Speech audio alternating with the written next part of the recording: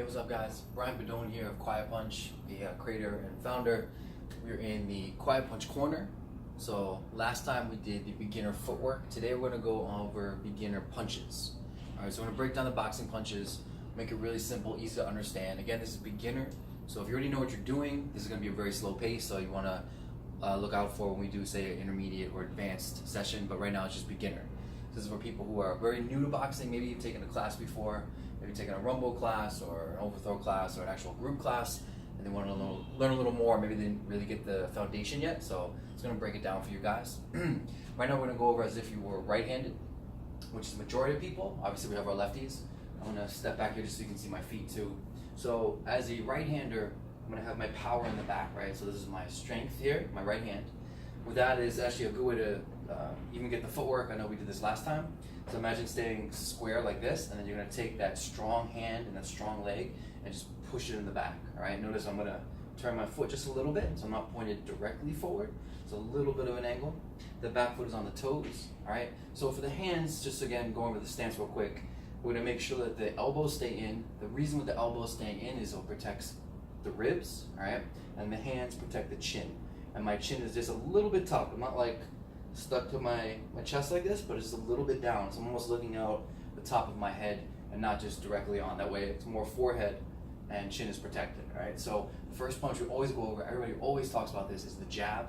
But we'll go over the numbers too. So the jab is also called the number 1. All right, so my hands are up. We'll just, we'll do this one easy with a step to it, just so you can remember it easier. So your hands are up here, elbows in, your chin is tucked down.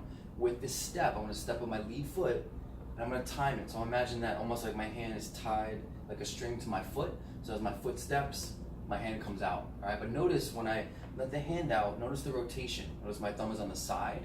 I've had people see this too, where either to the side or thumb down, all right? So I don't wanna right now, for now, this will be down the line, but I don't want the thumb straight up. I want you to practice your rotation, all right? But notice as I'm throwing this jab, my shoulder, right now my left shoulder, is protecting my jaw, and then my right hand, my back hand here, is protecting my jaw as well. So I always have something protecting my chin, all right? So when one goes out, one stays home, and then when he comes back in, notice I did it with my foot, I'm gonna actually bring the foot back in. So I'll step in with the jab, and then pull it back to normal stance. So notice it comes out, and then comes back in. Out, back in, but notice this guy just stays tucked, stuck. He's stuck here. This is home, so everything's at home. When they leave home, one stays home, one goes out, but notice the shoulder is guiding him, protecting him, when the other hand comes out, and then he comes back in. All right, so that's the 1 or the jab. The next punch is the cross, all right, or the number 2. This could be a straight right, so you have a straight right, which is just like this, it comes straight out. There's a cross, which kind of, notice, crosses my body. It's kind of similar. A lot of people use it interchangeably. Usually we just say like the right hand, well, for a righty, it's just like the power hand. So we have the jab, which is the number 1. The number 2 now, I'm gonna use that back, as well my strength is in the back here. I'm gonna work on my pivot. I'll make sure you can really see my feet. So that back foot is pivoting, it's like digging into the ground. A good analogy, not that this is as important anymore, it's like putting out a cigarette butt, all right? So you're really trying to dig your toes into the ground, and that's where the power's coming from. Right now we're over-exaggerating it. If you watch a lot of fighters, you won't see any real movement, but they're generating the force from the bottom up. All right, but for now, we're gonna over-exaggerate so you get the mechanics of it. So notice, as I twist, as I pivot, again, this guy's home now. So number 1 went out, he came back home. Once he's home, the number 2 is now gonna go out, and 1's gonna stay home.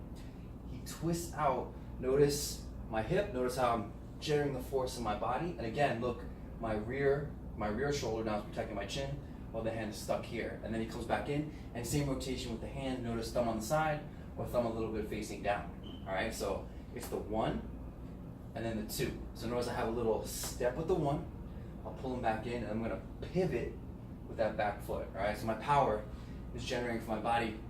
You guys have it already on your quiet punch. This is a great way to practice it. If you don't have a quiet punch, definitely pick one up.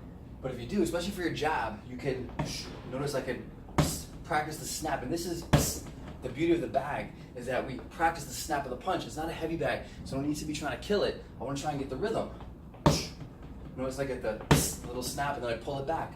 Same way it comes out is the same way it comes back in. It's now to get the 1-2 or the jab cross. So notice I snap him out, and as he's starting to oscillate, the 2 comes out. So it's 1, 2. But notice the rhythm. Notice there's a little pause in between. 1, 2. I'm getting my rhythm of the punch, all right? 1, 2, and again, make sure your hands turn over. So turns over, and then so you get the nice little rhythm, all right? So that's the 1 and the 2. So most people have heard this before. Hit them with the 1, 2. That's usually a jab and a cross. All right, let's go to punch number 3, or the number 3. It's going to be a lead hook. Again, I'm right-handed, so my weaker hand is in the front, my weaker foot, my left side. So this is number 3 for me is a left hook. For a lefty, someone who's left-handed, the number 3 would be a right hook. All right, but we're going to practice here. Same idea. I want you to make sure you can see my feet. For now, again, we're going to over-exaggerate. This time I'm going to let my back foot drop to the ground, all right? So I have nice stability. My left foot is going to come up on the toes, all right? So one is stable, one is mobile. From here, I'm going to work on, just like I did for my cross, the twist of my body, I'm going to twist for my lead hook. This time, since the punch is different, these are not straight punches, this is a hook. Notice it's almost like a 90-degree angle, and again, but nothing's changed. Shoulder protecting the chin, other hand stuck to my chin. And I'm twisting, same idea with my thumb. Notice I'm not just keeping it up. You can, there is a way to do this. So you can keep the thumb up. I like to sometimes practice with the thumb to the side, so I'm still getting that little twist. I want that nice little rotation, all right? But again, my power is coming from my bottom up. We'll work on breathing on another one. There's a lot of different things going on here. The breathing, even closing of the fists. So right now my hands are always a little bit loose, just like in the glove. I only make a fist on impact. But for now, it's the twist. Notice my lead foot twisting in, other hand stuck to my chin. So that's the number 3. All right, so we'll put it together on the bag here. So it'll be the 1, 2, and then from the 3, notice I'm hooking that punch, other hand is staying stuck, all right? So 1, 2, 3. And notice, I don't know if you can really see my feet here, but it's twist, twist, twist, all right? So that's the number 3. The number 4 punch is the rear hook, and since I'm right-handed, it's going to be my right hook. Same idea. I'm going to keep the left, my lead hand, stuck to my chin, elbow stuck to my ribs.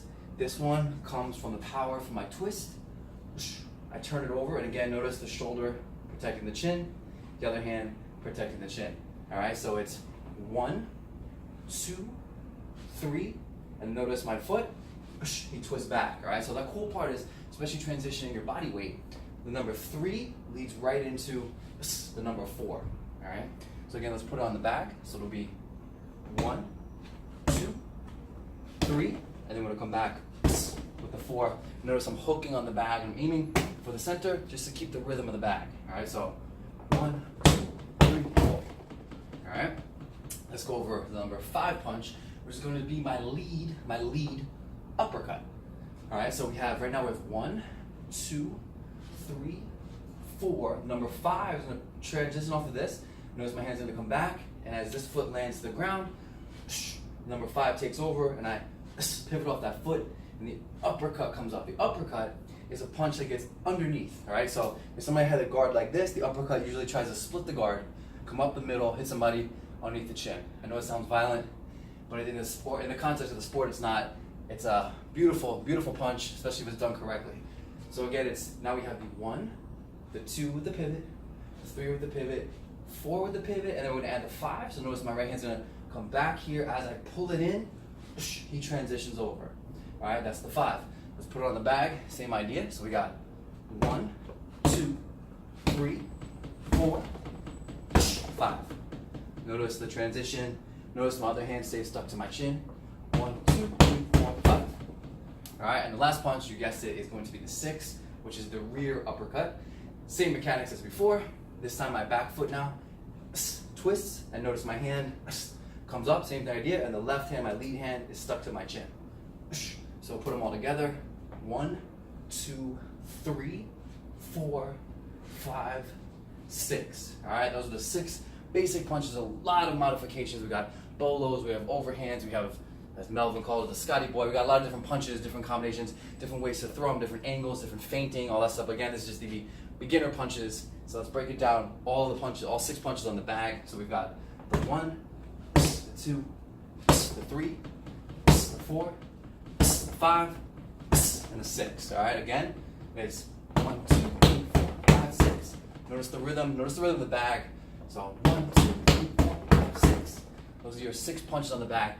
Those are your beginner boxing punches. I hope that helps you guys.